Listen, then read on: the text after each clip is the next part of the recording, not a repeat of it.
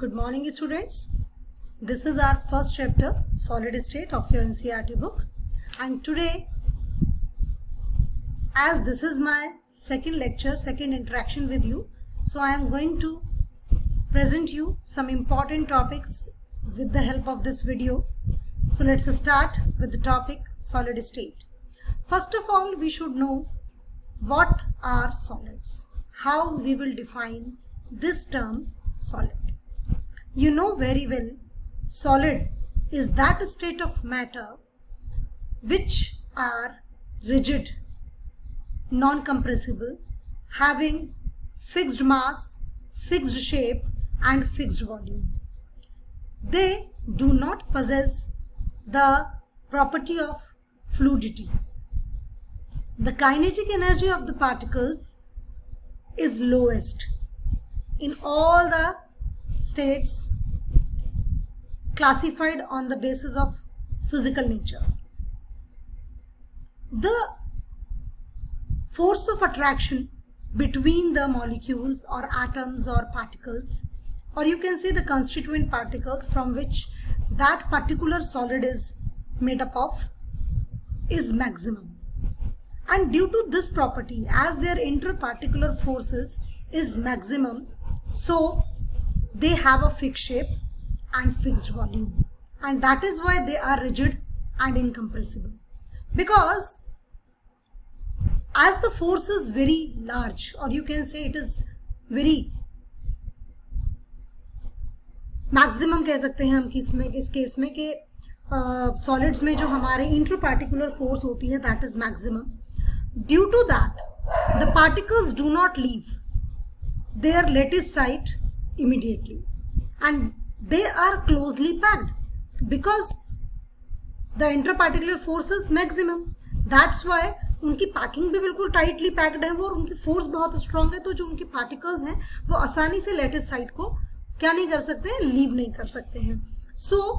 इसीलिए जो आपके सॉलिड स्टेट के जो पार्टिकल्स हैं या सॉलिड स्टेट की एक कैरेक्टरिस्टिक है रिजिडिटी एंड इनकम्प्रेसिबिलिटी, वो इसी वजह से होती है.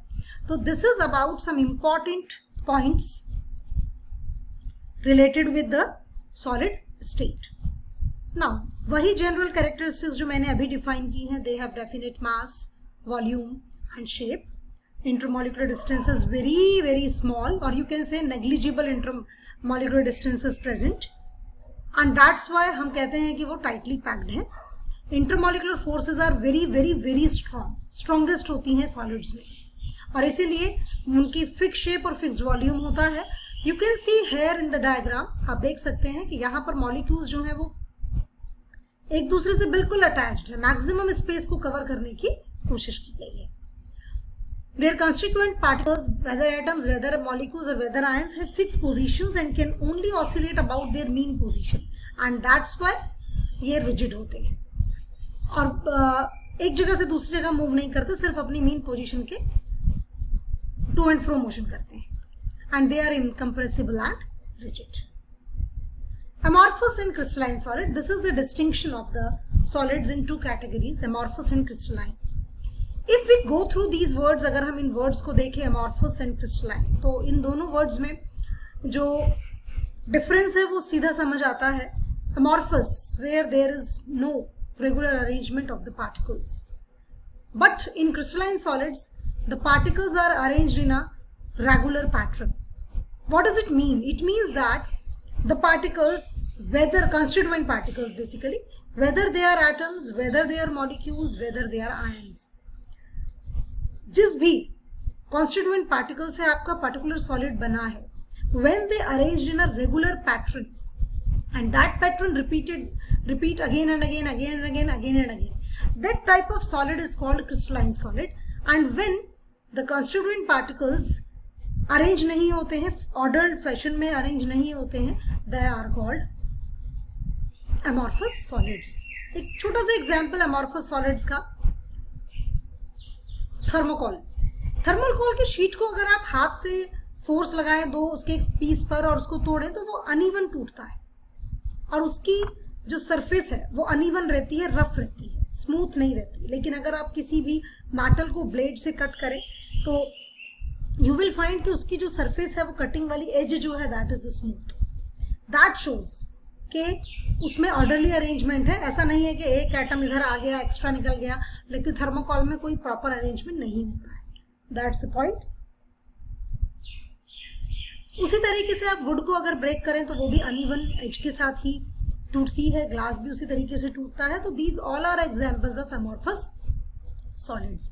अगर हम अपनी कॉमन लाइफ में, डे टू डे लाइफ में देखें तो आप जो सॉल्ट लेते हैं NaCl या कोई भी एक पर्टिकुलर कंपाउंड अगर आप ले रहे हैं, पोटेशियम नाइट्रेट ले लीजिए, परमैंगनेट ले लीजिए. परमैंगनेट हम यूज करते हैं हमारी जो वाटर टैंक्स हैं उनको क्लीन करने के लिए. तो वो जो है उनका एक पर्टिकुलर फॉर्मूला है और उनका एक पर्टिकुलर अरेंजमेंट है. That comes in the category of crystalline solids. तो क्रिस्टलाइन सॉलिड्स और अगर अमॉर्फस सॉलिड्स को हम कंपेयर करें तो सबसे इंपॉर्टेंट पॉइंट तो उनका है कि उसमें किस तरीके से कॉन्स्टिट्यूएंट पार्टिकल्स का अरेंजमेंट है. तो क्रिस्टलाइन सॉलिड्स में डेफिनेट पैटर्न है, एक रेगुलर अरेंजमेंट है, जबकि अमॉर्फस सॉलिड्स में ऐसा नहीं है. तो this is about the definition and example of crystalline solids and amorphous solid. After that we can go through some more differences. हम इसी के साथ साथ कुछ और डिफरेंसेस को भी देख सकते हैं.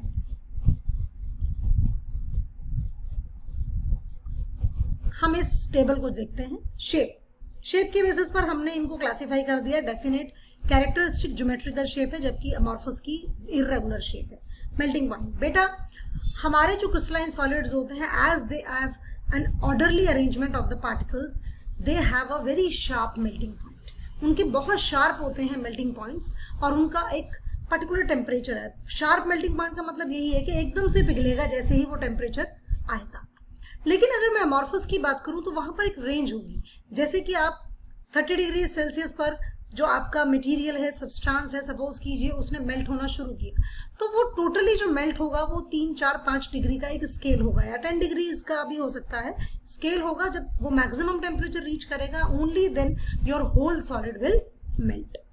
क्लीवेज प्रॉपर्टी मैं आपसे डिस्कस कर चुकी हूँ. ये मेरा डिस्कशन आपसे हो चुका है about the cleavage property. Heat of fusion. You know what is heat of fusion? कि when a solid changes into liquid, जब एक solid जो है वो liquid में change होता है, that we call heat of fusion. तो इनका जो crystalline solids है, इनका जो heat of fusion है that is definite. उसकी एक particular value है, जबकि amorphous में ऐसा नहीं है, क्योंकि उनके orderly arrangement नहीं है तो उनका heat of fusion भी proper नहीं है. Anisotropy. Anisotropy and isotropy. I want to discuss these two terms. मैं ये दोनों terms आपके साथ discuss करूंगी. बेसिकली हमारी बहुत सारी फिजिकल प्रॉपर्टीज ऐसी होती हैं students which depend on the direction, जो डायरेक्शन पे डिपेंड करती हैं. फॉर एग्जांपल आपका रिफ्रैक्टिव इंडेक्स है, आपकी इलेक्ट्रिकल रेजिस्टेंस है, आपका और भी कई सारी ऐसी प्रॉपर्टीज हैं जो कि डिपेंड करती हैं बेसिकली डायरेक्शन पे. सो डाइलेक्ट्रिक कांस्टेंट होता है जो कि डिपेंड करता है आपका डायरेक्शन पे. तो जब हम डिफरेंट डायरेक्शंस लेकर उनकी वैल्यूज को फाइंड आउट करते हैं तो कुछ ऐसे सॉलिड्स हैं, कुछ ऐसे एग्जांपल्स हैं जिनमें हर डायरेक्शन में वो सेम होती है, लेकिन कुछ ऐसे भी एग्जांपल्स हैं जिनमें हर डायरेक्शन में वो वैल्यू जो उनकी आती है वो सेम नहीं होती. सो हम एक वर्ड यूज करते हैं, जो क्रिस्टलाइन सॉलिड्स हैं वो एनाइसोट्रॉपिक होते हैं. मतलब अगर हम अलग अलग डायरेक्शन से, अलग अलग एक्सिस से उनकी वैल्यूज को फाइंड आउट करें, रिफ्रैक्टिव इंडेक्स की या डाइलेक्ट्रिक कांस्टेंट की, तो that comes different. What is the reason behind that? The reason is that you can see here, this is the arrangement of a crystalline solid का एक arrangement दिया है.